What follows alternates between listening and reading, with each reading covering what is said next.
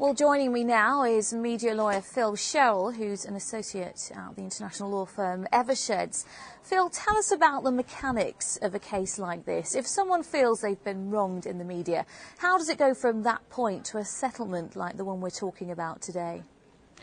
What would normally happen is very soon after publication of the article that you were concerned about, you go to usually a lawyer specialising acting for claimants, such as Eversheds, and a letter for action would often be written within hours and certainly days of the articles. And what's unusual about this case is that the McCanns have apparently waited some months before actually complaining about the articles, during which time the Express had published hundreds of times the same allegations. OK, now just how rare is this level of apology? What's unprecedented about it is that there's a front page apology across all four of the titles in the Express group.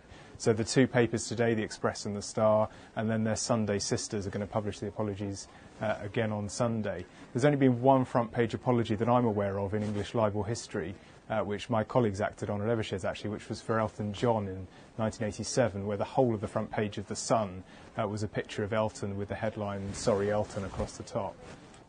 Now, obviously, all this is very embarrassing for the Express and the Star, isn't it? Yeah, there is some serious credibility issues there when you have to apologise on the front page so prominently.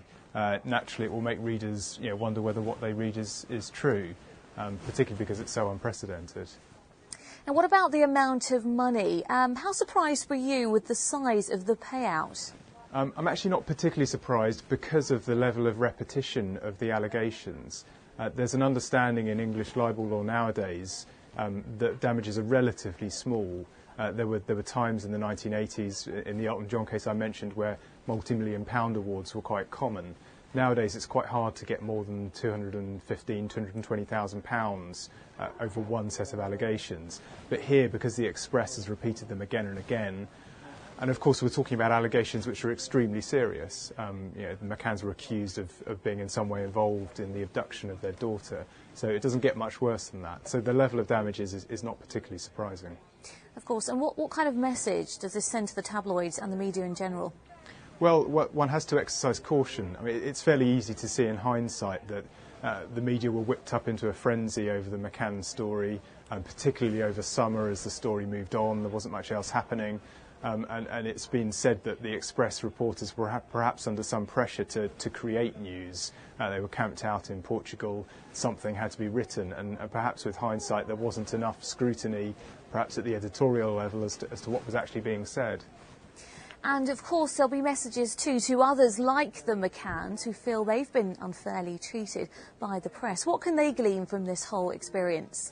It does show that if you have been wronged, there is a realistic way of getting that put right. I think people are afraid to take the press on. There's a perception that if you complain, perhaps you'll just get more of the same back. But this shows that if you've got a good case, as the McCanns clearly did, then one should stand up for oneself, and the papers will be forced to apologise. Here, what the Express has done is apologise actually quite quickly after the complaint was made, and proceedings have never had to be issued. And they're doing that to save costs and to avoid it running on for many months. And finally, Phil, is this likely to set a precedent? Are we likely to see more big libel payouts in the future? No, I don't think so. This is an unusual case, an exceptional case, as we've already said. I don't think libel payouts are going to go up because of this, and it's hard to imagine circumstances such as the McCanns case happening again, and hopefully they won't. OK, Phil Sherrell, thanks very much for joining us. Pleasure.